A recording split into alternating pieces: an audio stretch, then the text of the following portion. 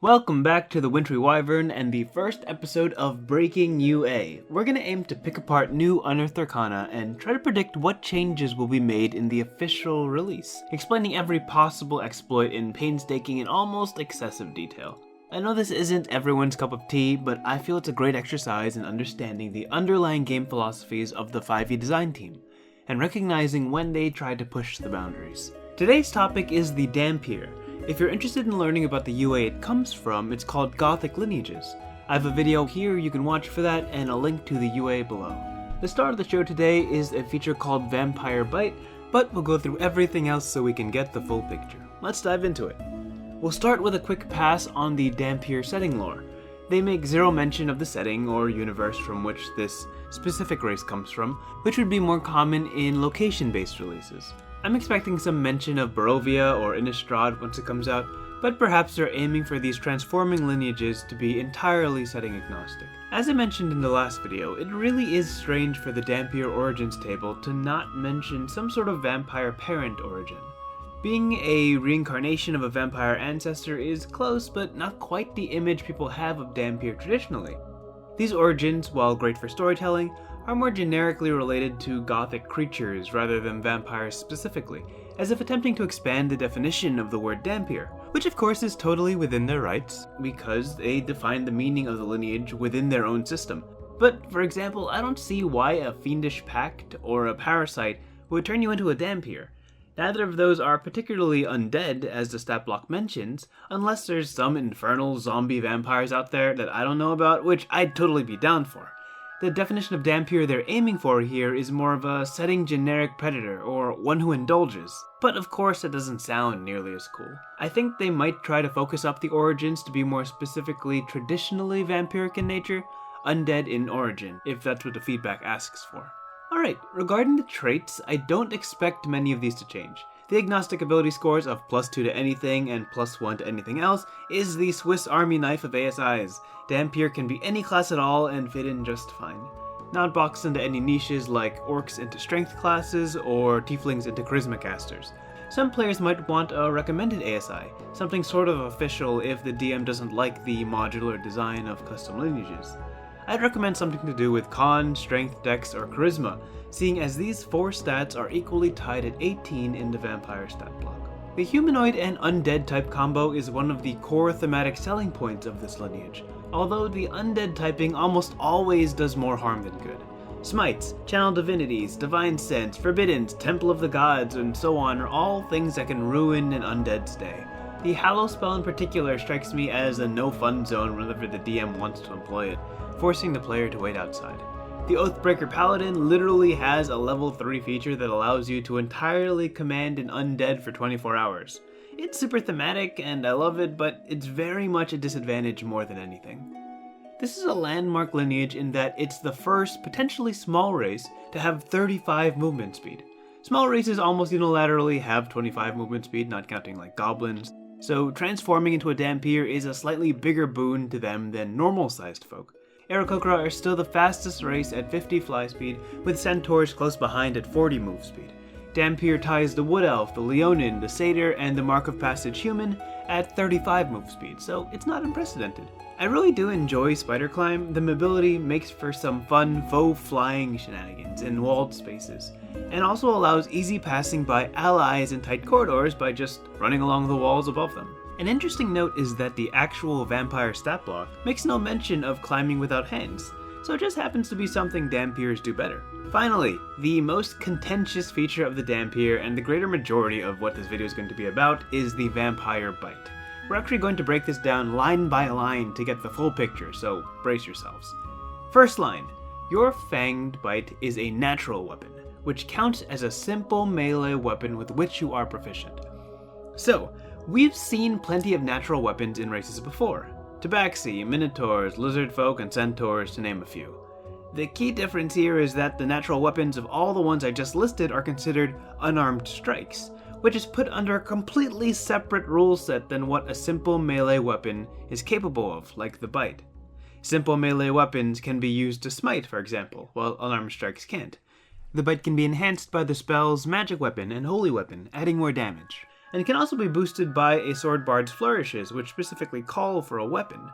You can use the Warlock's Hex Warrior feature on your bite, since it's a weapon you're proficient in and lacks the two-handed property, allowing it to scale with charisma. You can even consider the bite a monk weapon, since it's a simple weapon without the two-handed or heavy property, allowing the damage dice to scale with your martial arts dice from 1d4 to 1d6 to 1d8 and so on.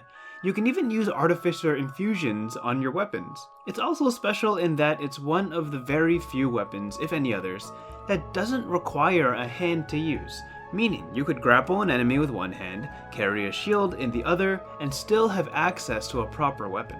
I do expect this to change unless they're planning to set a new precedent for upcoming lineages. Barring a stunning strike or the tavern brawler feat, weapons have access to much more benefits than unarmed strikes, expanding their possibilities quite likely beyond any designer's expectations. But that's only the first sentence, so let's keep going. The next line says, you add your constitution modifier to the attack and damage rolls when you attack with your bite. Okay, so if we were to follow this exactly as written, your constitution modifier would be added to the attack and damage rolls on top of whatever ability score you use to attack, whether that be strength, dexterity as a monk weapon, or charisma as a hexblade weapon, whatever. But wait, shouldn't you replace the ability score modifier and not add on to it? Well, let's check some examples. The Battlesmith Artificer's ability, Battle Ready, reads, you can use your intelligence modifier instead of strength or dexterity modifier for the attack and damage rolls. The Hexblade Warlock's Hex Warrior ability reads, you can use your charisma modifier instead of strength or dexterity for the attack and damage rolls. The Monk's Martial Arts feature says, you can use dexterity instead of strength for the attack and damage rolls of your unarmed strikes and monk weapons. See the pattern? Whenever they want to swap one ability score for another, they use the instead of verbiage to denote that change. Is there any precedent for just adding another score on top?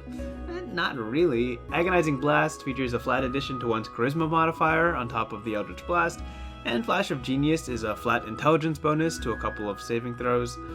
Two ability scores are almost never stacked, except in the case of Unarmored Defense on the Barbarian and the Monk's armor class. Is this busted? Well, kind of. Assuming 16 strength and 16 con at level 1, your bite would get a +8 bonus to attack rolls and +6 to damage rolls, higher than any other class at that level. The damage is not amazing, but consistent. 1d4 +6 is a reliable 7 to 10 damage with a really good chance of hitting. It even scales as you increase your strength and con, to an unlikely maximum of +16 to hit at 17th level, if you pump nothing but strength and con with your ASI, dealing 11 to 14 damage per hit. It is non-magical damage, making it weaker, but the fact that it's a weapon allows you to tap into plenty of other features for bonus damage. Do we think stacking strength and con was intentional? Maybe, but unlikely. It's a bonus never seen before on attack rolls in D&D 5th edition. Is it broken on its own? I'd actually say yes. It's not the damage bonus that's worrying. Damage boosters are a dime a dozen in any class. The attack roll bonus is the most powerful aspect, allowing you to perpetually be ahead of the armor class curve intended for your party's level. You're essentially rolling around with a +3 non-magical dagger for your entire career, and while it doesn't do the most damage, it reliably facilitates a whole host of other damaging features that rely on connecting weapon attacks. But wait, there's more to this. This is only the second sentence, so let's continue and see the rest. Your bite deals 1d4 piercing damage on a hit. While you are missing half or more of your hit points, you have advantage on attack rolls you make with the bite. Surprisingly, this is the least egregious of the feature details. Advantage on attack rolls at half HP is a situational, sometimes comes up buff, and it's flavorful. But if all your attacks already have a +3 bonus from con on top of whatever bonus you get from your strength, dex, or charisma, whatever you're using, advantage is just more fuel to the fire. This attack will barely ever miss if you reach a bloodied state. Continuing, when you use your bite and hit a creature that isn't a construct or an undead, you can empower yourself in one of the following ways of your choice: regain hit points equal to the damage dealt by the bite, or gain a bonus to the next ability check or attack roll you make. The bonus equals the damage dealt by the bite. You can empower yourself with a bite a number of times equal to your proficiency bonus, and you regain all expected uses when you finish a long rest. So, When you strike an enemy successfully, which you will, most likely, you can choose one of two bonuses. 1. You can heal the damage dealt by the bite. Okay, so let's dive back into these nitty-gritty semantics. Damage dealt by the bite should mean damage dealt by the bite's damage dice, plus your strength and con. And that's it. When read like that, it's honestly alright. People have been all over the internet talking about Smite Bite, using a Paladin's Divine Smite on top of the bite attack, and healing the total damage of the smite. That'd be cool, and wildly busted, if the wording of Smite didn't already forbid that. Smite's damage is dealt in addition to the weapon's damage, meaning it's not technically part of the weapon's damage, and shouldn't be added to the healing by rules as written. Most damage bonuses read similarly, being riders on the weapon's damage, rather than augmenting the weapon's damage itself. The few exceptions to this are monk weapons, of which the bite qualifies and increases the bite's damage dice, and the sword bard flourishes, which very specifically cause the weapon to deal extra damage to the target you hit. Regardless of how you read this, it's so clumsily and ambiguously written that it's already caused a lot of confusion, much like the supposed plus con feature right before it. Moving on, the other option is gain a bonus to the next ability check or attack roll you make. The bonus equals the damage dealt by the bite. Alright, to those new to my videos, you will come to learn that with every new material, I always think about how these affect grapplers. I love grappling in D&D, I plan to make a good long video about it, but boy is this amazing for grapplers. At any level, you have the potential to add +7 up to plus, 14 to your next skill check. A +14 on top of expertise athletics very easily passes a +20 to 25 bonus on whatever you roll for this skill check, breaking into the mid to high 40s on a single athletics check. Nothing in D&D can beat an athletics skill roll of 40. Literally nothing. This is not an exaggeration. Adding this minimum +7 bonus to your attack roll is honestly just excessive at this point. It's just showing off. A second bite after an empowering first bite, for example, is a 1d20 plus proficiency bonus, plus strength, plus con, plus 1d4, plus strength again, plus con again to hit, possibly at advantage, regardless of what class you choose. It's obnoxiously good. There's so much packed into this one bite feature. I get that Wizards of the Coast likes to push the envelope with Unearthed Arcana, but there's just so much they could have dialed back on to make this passable. So, deep breath. Let's refocus. What's the best thing you could build with this Dhampir as is? Well, the movement speed, wall running, and bite lean pretty heavily into frontline fighters that rely on closing the distance. My immediate thoughts towards the most powerful build is definitely the Kensei Monk. The one with the blade feature on its own makes your bites magical, bypassing any sort of resistances at later levels, and specifically boosts your weapon's damage by another martial arts die. Sharpen the Blade lets you spend 3 key points at level 11 to add +3 to the attack and damage rolls, making an empowered attack roll by the bite. Okay, let me see. 1d20 plus proficiency bonus, plus dex, plus con, plus 1d4, plus dex again, plus con again, plus 3 to hit. Minimum of 25, maximum of 48 to connect. Dealing martial arts die plus martial arts die again, plus dex, plus con, plus 3 magical piercing damage. At advantage, maybe.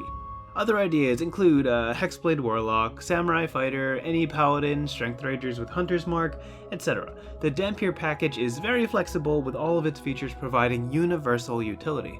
So, now that we've got that all sorted out, how do we fix the Dhampir? Well, there's 2 ways I like to look at this. How Wizards of the Coast would do it, and how I would do it. Wizards of the Coast likes to purposely release Unearthed Arcana in an overpowered state, to give players a taste of everything the new material could be, before stripping away things the community doesn't choose to hold on to. As a result, UA is often not ready for play out of the box, because plenty of imbalances, purposeful or otherwise, are left for playtesting to sort through. I think for both revisions we have to bring the lineage in line with pre-existing races. That would mean changing the bite to an unarmed strike, scaling the bite with con instead of strength or dexterity, not stacking it, and making the bonus to attack rolls and skill checks a flat bonus, equal to con rather than a modular amount. These are heavy nerfs to the bite specifically, but allows it to fit into the framework of the existing races, while still retaining a number of unique perks. Changing the bite to an unarmed strike dodges a ton of wacky interactions that only work on weapons. Making the attack scale with con, rather than strength and con, only changes it to make it a little bit harder to connect than your primary weapon stat, with the potential benefit of a boost on your next roll or a drop of healing. They honestly might get rid of that boost to attack rolls and skill checks entirely, avoiding a lot of shenanigans. The Beast Barbarian is the most recent precedent for healing when attacking. The heal scales with your proficiency bonus rather than the damage dealt, and the UA heal used to scale with your constitution modifier. Because the healing for Vampire Bite has limited charges, they have the room to make it heal just a little bit more than the Beast Barbarian if they wanted to. If I were to revise it, I'd probably like to keep the con stacking one way or another, because I feel it's a novel idea. I'd probably let the unarmed strike be just a strength attack like the rest, but you have the ability to add your con modifier to attack and damage rolls whenever you empower it. That way you still have access to brief bursts of power, but not infinitely so. Some tweaks to the healing and skill bonuses, and yeah, that'd be my personal revision. Regarding the weakness of the undead typing, what they could do is offer a number of unique benefits to undead characters to balance out all the negatives, kind of like how the Reborn lineage lists a few. The Hexblood, for example, offers charm resistance because that's what most Fae have, so I would be surprised to see one or two bonuses to bolster the undead thematic, like a weaker Undead Fortitude feature or resistance to necrotic damage. Thematically, this lineage can lean two ways. If they decide to convert the Origins table to a full vampire spread, people will probably complain that they miss having a broader sense of potential storylines, but if they leave it as is, people will complain they're misusing the storied word Dhampir. Point is, you can't please everyone, but I personally expect the former to happen. If they do end up adding a recommended ability score spread, I'm guessing it's going to be +2 con, +1 any other stat. I reckon the final result will look something like this. Most of the variable features removed and brought to line, making the bite considerably less appealing but still functional. I have a suspicion they're going to scrap one of these feature bonuses entirely and replace it with something completely different, but there's no way I could predict what that is. Anyway, I'm hoping the feedback about the Dhampir is productive and brings the feature to a happy medium. Natural weapons and races are notoriously very weak and almost never used for the greater majority of the cast. Giving them unique bonuses when used and turning them into a niche utility is a direction I'd like to see them explore. Anyway, thanks for watching my rant. This is way longer than I expected and way more than I could have put in the Gothic Lineages video. Comment below what changes you'd make, if you agree with what I've said so far, and how you plan to build a Dhampir character in the future. If you have any cool stories about you playing the Dhampir in your campaigns, please drop them down below.